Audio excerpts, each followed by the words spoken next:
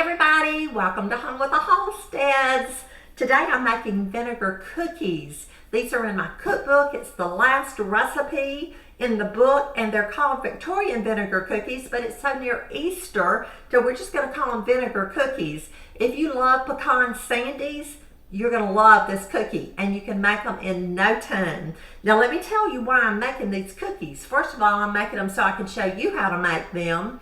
And also because Doug and I are going to the Calico Arts and Crafts Festival in Moultrie, Georgia on March the 16th and 17th. We've been twice. This will be our third time to go. And I can tell you without hesitation that it is the best craft show that I have ever been to. There's so many vendors. The people are so nice and cordial. There are 5,000 to 6,000 people who come through the spring show and probably 10,000 who come through for the Christmas show. So it's just a great time, March 16th and 17th. And this is my cookbook, South Georgia Favorites. I'll have it at the craft show. And if you don't have one, if you live in the area and can make it by, then they will be available for you. And of course you can order them online too. But right now, let's get busy and let's make these vinegar cookies. To start our vinegar cookies, I have sifted together 1 3/4 cups of all-purpose flour. I sifted it, I measured it, and then I added a 1/2 teaspoon of baking soda and I re-sifted it. So I'm going to set that aside. Next, I'm going to start placing our ingredients in our bowl. We're starting out with 2 sticks of butter. I let this sit out and come to room temperature so that it will mix easily. And I didn't get all of that off. You know, I don't like to leave anything, and I saw that butter on there as I started to lay my paper over there.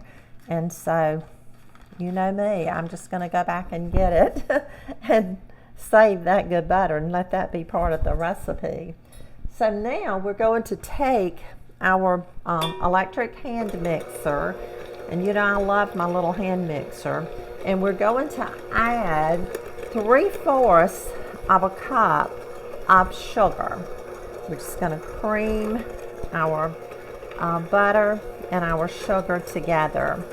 I'll talk to you a little bit while we're creaming this together.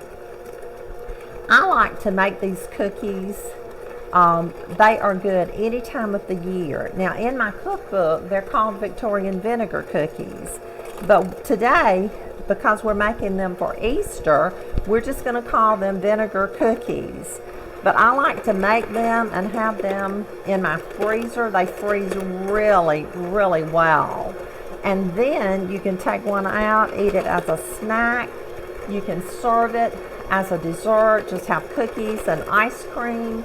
You can have cookies and Jell-O. I love lime Jell-O with these cookies.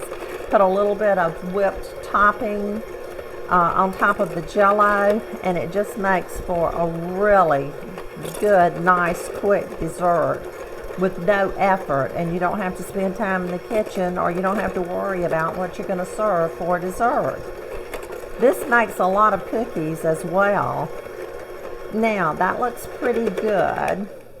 Now we're ready to add our vinegar, and I'm just using the distilled white vinegar. So I'm going to open this up, and we're going to use 1 tablespoon of vinegar. 1 tablespoon of vinegar. When people eat these cookies, they say, I don't taste the vinegar. Well, guess what? You don't taste the vinegar. It is amazing. And really and truly, these cookies, they taste kind of like pecan sandies. They're just delicious. So now we're ready to start adding our flour.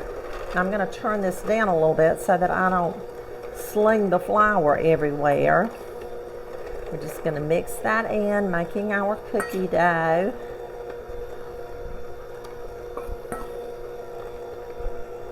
Tell me in the comments what kind of cookies you make. What's your favorite kind of cookie? If you freeze your cookies, or if you make your cookies and eat them all and you don't have any to freeze like we do so many times. So we're just mixing this up really, really well.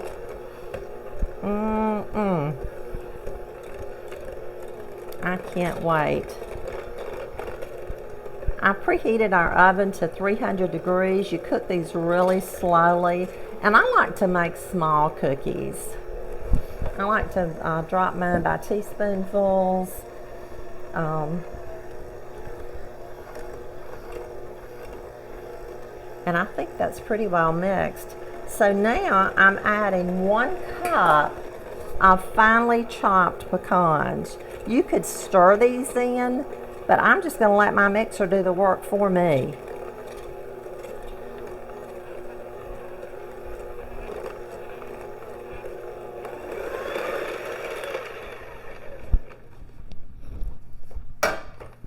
And just like that, we have cookie dough all made up.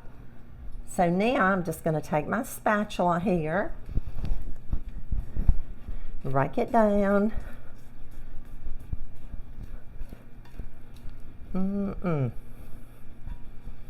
This is going to be delicious. I like to kind of get it all kind of in a little round ball. And now we're ready to dip this on and put it on our cookie sheet. So let me bring it over. Let me clean up my little space here and make room for our cookie sheet. And I'm just using 2 teaspoons. That's all that I'm going to use. And I'm going to show you the amount. I'm just going to put a tiny, tiny bit.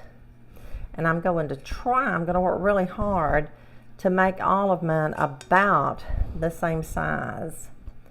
So I'm just dipping out the cookie dough, placing it on the cookie sheet, and I'll probably put about 4 to the row.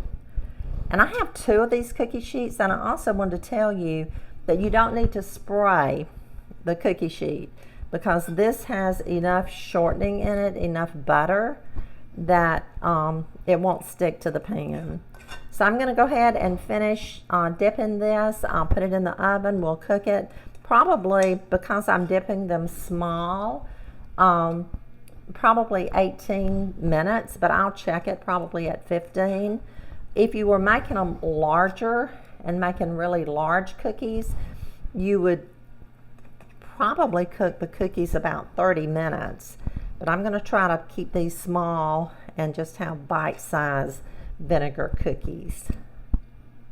Our first batch of cookies are ready to come out of the oven. You want them to just barely get done. You don't want to overcook these. And we also want to take these off of the cookie sheet immediately. The cookie sheet stays hot, and if you leave your cookies on there, then they're going to get too brown on the bottom. So now I'm going to take these out, put them on a cooling rack, and put another cookie sheet in the oven to cook. So see how easy these cookies are to make, and they're going to be delicious too. There were a couple of things that I wanted to tell you that at the beginning of our video, and I forgot to tell you, so I'll tell you now. The first thing is that I turned my curling iron backwards today, and I got a little curl. I didn't mean to do that.